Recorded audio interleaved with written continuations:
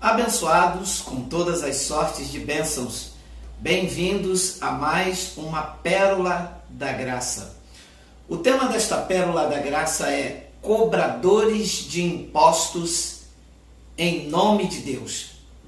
Eu vou repetir, cobradores de impostos em nome de Deus. O texto inicial já deve estar aparecendo aí na sua tela. É Mateus capítulo 17, versículo 25. Jesus nos dias de sua carne, no livro histórico de Mateus, olha o que diz. Disse ele, Mateus 24, perdão. E chegando eles a Cafarnaum, aproximaram-se de Pedro os que cobravam as dracmas, uma moeda corrente nos dias de Jesus. E disseram, os vossos mestres não pagam as dracmas? Então os cobradores de impostos perguntaram a Pedro, o vosso mestre, Jesus de Nazaré, não paga as dracmas? Disse ele, respondeu Pedro, sim. E entrando em casa, Jesus se lhe antecipou, dizendo, que te parece, Simão? De quem cobram os reis da terra os tributos ou o censo? Dos seus filhos ou dos alheios? Disse-lhe Pedro, dos alheios? E disse-lhe Jesus, logo, estão livres os filhos. O que está acontecendo aqui? Os cobradores de impostos estavam questionando a Pedro se Jesus pagava os impostos, os tributos a Roma. Só que os filhos estavam isentos de todo e qualquer imposto. E Pedro respondeu a Jesus, dos alheios, disse-lhe Jesus, os filhos estão livres. Mas olha o que diz o versículo 27. Mas, para que os não escandalizemos, vai ao mar, lança o anzol, tira o primeiro peixe que subir, e abrindo-lhe a boca, encontrarás um estáter, uma moeda. Toma-o e dá-o por mim e por ti. Veja que passagem interessante. Jesus não tinha que pagar imposto. Por causa da sua descendência de Davi, ele estava livre. E Jesus então diz, mas para que não vamos escandalizar, você lança ao mar o seu anzol, e o primeiro peixe que você pegar, dentro dele vai ter uma moeda, um estáter. Você tira esta moeda e entrega por mim e por ti. Essa passagem é muito interessante, porque ela abre um leque de entendimento muito grande. Eu não quero tratar deste assunto, só para que isso aqui não passe em branco entre nós. Eu acredito que Jesus não estava preocupado com o pagamento de impostos, até porque ele estava livre, os filhos estavam livres.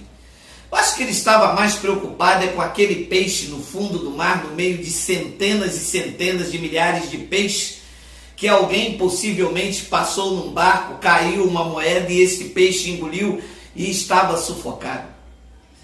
Eu acredito que Cristo está preocupado com você que está engasgado até aqui, com esta cobrança indevida de impostos em nome de Deus dentro das chamadas igrejas. A igreja cobra imposto dos filhos de Deus sobre a ameaça. Diz que se você não pagar o dízimo, isto é um imposto que a igreja cobra. O dízimo é um imposto alienado. É a consciência de que você não está roubando a Deus. É isto que se implantou. Este imposto cobrado indevidamente. Queridos, os filhos estão livres de impostos. Olha o que ele diz em Colossenses, capítulo 2. Na verdade, Paulo revela à igreja de Colosso, e eu uso desta revelação dada à igreja de Colosso para nós que somos a igreja de Cristo no novo pacto, neste século presente. Ele diz em Colossenses capítulo 2, versículo 13: e quando vós estavas mortos nos vossos pecados e na incircuncisão da vossa carne, vos vivificou juntamente com ele, perdoando todas as vossas ofensas. Depois ele continua no versículo 14 e diz: havendo riscado a cédula que era contra nós nas suas ordenanças, a qual de alguma maneira nos era contrário, e tirou do meio de nós, cravando-a na cruz. Alô? A dívida foi cancelada. A cédula de dívida, em outras traduções, aquilo que havia contra nós nas suas ordenanças. Ordenanças, mandamentos e impostos são cobrados aos filhos indevidamente. Nós não devemos pagar impostos para servir a Deus.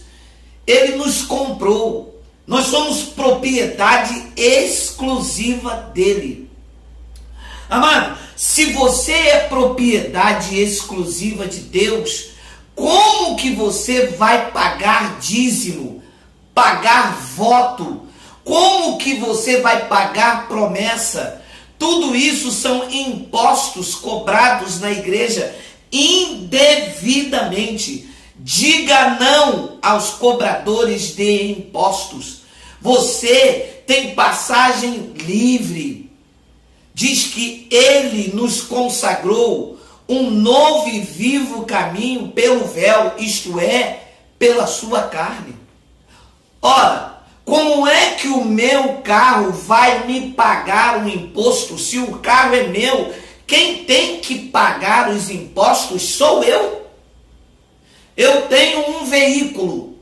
Como é que este veículo vai pagar o IPVA para que eu ande nele? Ora, o veículo é meu, é propriedade minha. Sou eu que tenho que pagar o IPVA. Sou eu que tenho que fazer a manutenção no veículo. Sou eu que tenho que fazer a parte elétrica, a parte mecânica. Sou eu que tenho que custear com a manutenção. Eles fazem o contrário. Ora, você é propriedade exclusiva de Deus. Pertence a Deus. Foi comprado por Deus. Como é que você agora é que tem que se manter se você pertence a Cristo? Alô? Desperta, ó tu que dormes, levanta-te de entre os cobradores de impostos, e Cristo, por meio do Evangelho, te esclarecerá. Está aqui a carta de alforria. Liberte-se. A princesa Isabel libertou os escravos. O mundo entendeu. Cristo rasgou escritos de dívida. Os cristãos ainda não entenderam e estão submetidos aos cobradores de impostos. E eu creio que um estalo aconteceu agora. Você é a primeira vez que entra neste canal e recebe da parte de Deus esse entendimento para entender que tu és propriedade exclusiva de Deus. Foste comprado, não com ouro e nem com prata, mas pelo precioso sangue de Cristo, derramado naquele madeiro. Jesus disse a Pedro: de quem eles cobram o imposto? Dos filhos ou dos alheios? Pedro disse: dos alheios. E ele disse logo então: os filhos estão livres. É isso mesmo? Olha lá o que diz Mateus capítulo 17, versículo 26. Disse-lhe Pedro: eles cobram dos alheios. E disse-lhe Jesus: logo, os filhos estão livres. Quem é filho aí, diga glória. Glória. Então você não deve pagar impostos. Ora, quase 2000 anos se passaram e os cobradores de impostos estão aí dizendo: Se você não der o dízimo, não pagar o dízimo, você está roubando de Deus. Se você não pagar o dízimo, você não é salvo. Se você não pagar o dízimo, você vai para o inferno. Ora, o dízimo é o mandamento, o dízimo é a atitude de fé. Tudo isto é uma manipulação. Tudo isto é um plano arquitetado para tomar o seu dinheiro. Os filhos, disse Jesus, nos dias de sua carne, estão livres. E na graça de Deus, Paulo revelou que, havendo riscado a cédula que era contra nós, nas suas ordenanças, a qual de alguma maneira nos era contrário, e a tirou do meio de nós, cravando-a na cruz. Tirou do meio de nós. Os filhos estão isentos, livres de pagar impostos. E os mais céticos, e os que têm os olhos vedados, sempre reagem da seguinte maneira: se nós não temos que dar dízimo, como a igreja vai se manter? Primeiro é preciso entender que a igreja é a reunião de vidas. Então, como ajudar vidas? Contribuindo segundo propõe no seu coração. Contribuindo para a manutenção de vidas. Contribuindo para que o evangelho avance. Sem ameaça, sem dedo em riste, sem dizer que isto é uma moeda de troca, barganha, um toma lá da cá, uma negociata. Isto é que é inadmissível. Nós devemos fazer todos quanto possível entender que você não deve nada a Deus. A dívida está paga. A cédula que era contra nós, o escrito de dívida que era contrário a nós, e que constava, esse escrito de dívida, constava de mandamentos e ordenanças, e uma delas estava na cláusula como dízimo. Diz que ele removeu inteiramente, tirando do meio de nós e encravou na cruz. Não tem um pastor, não tem um bispo, nem um apóstolo que pode subir lá no madeiro, até porque ele já não está mais lá, e possa agora colocar de novo. Se bem que há uma tentativa no meio evangélico cristão de costurar o véu, de reerguer o madeiro e subir lá em cima e tirar o que ele fez. Só que a graça de Cristo não vai ser mais anulada. O povo já está de pé. Cristo levantou. Cristo nos reergueu para mostrar que você não deve nada, que você foi absolvido, que você agora não deve se submeter aos cobradores de impostos, que ameaçam, que dizem, e você já ouviu, e se você já ouviu, por favor, coloque aí embaixo um amém, ou um abapai, eu não sei a forma que você vai se expressar, mas todos vocês já ouviram, e por isso o Espírito da Graça os tirou desses locais, desses alçapões, dizendo, se você não dá o dízimo, você rouba a Deus. Sim ou não? Sim, porque são cobradores de impostos. E por desconhecer a sua posição em Cristo, o crente, muitos ainda, estão pagando impostos cobrados pelos pastores, sobre ameaça de maldição, de perder a salvação, de roubar a Deus. Por quê? Porque desconhece a sua posição em Cristo. Olha agora, com a palavra aberta aqui na tela, mas você pode verificar na sua Bíblia. Olha o que diz o Evangelho da Graça de Deus revelado a Paulo e a nós. Olha aí. Mas Deus, Efésios capítulo 2, versículo de número 4. Me parece que esta passagem não consta nas igrejas evangélicas, mas conta na igreja de Cristo, que somos nós que estamos reunidos aqui através desta pérola da graça.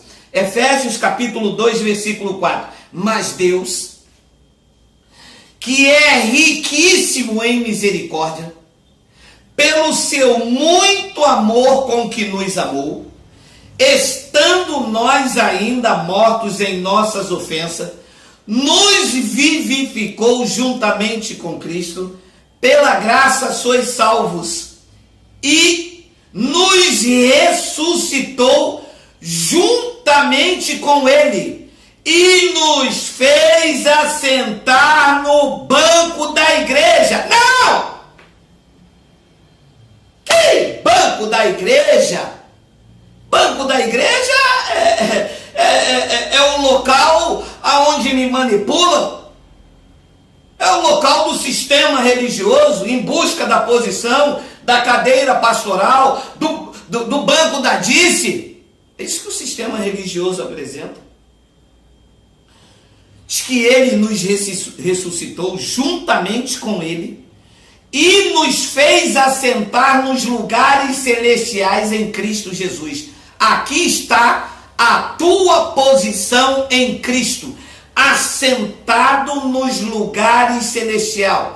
Não é sentado, é assentado, é estabelecido, governando com Ele, recebendo dele, livre dos cobradores de impostos, assentado nos lugares celestiais em Cristo Jesus, para mostrar, agora eis a palavra, para mostrar nos séculos vindouros. De Paulo para cá, quantos séculos se passaram? 20. Estou aqui mostrando. Para mostrar nos séculos vindouros, nos séculos que viriam, de Paulo até hoje, se passaram 20 séculos. E Cristo está mostrando agora, no século presente, a abundante riqueza da sua graça pela benignidade para conosco em Cristo Jesus. E eu estou aqui, depois de 20 séculos que passaram, que Paulo escreveu isso, mostrando a você que a dívida está cancelada, que você não pertence àquela igreja, àquela denominação, e que você está submetido ao Evangelho. O teu compromisso é com Cristo, o teu compromisso é com o Evangelho, e você faz-se entender hoje que você não deve estar submetido à cobrança de dízimo, a pagamento de votos, a cumprimento de promessa, porque em Cristo Jesus você está livre, liberto, salvo pela graça, transformado por esse conhecimento que chega até você por meio do Evangelho. Nós temos este chamado a te fazer entender isto, para mostrar nos séculos vindouros as abundantes riquezas da sua graça pela sua benignidade para conosco em Cristo Jesus. Abençoado e abençoada em Cristo, membros do corpo de Cristo junto comigo por meio do Evangelho. Eu te encorajo pelo Espírito de Deus a dizer não aos cobradores de impostos.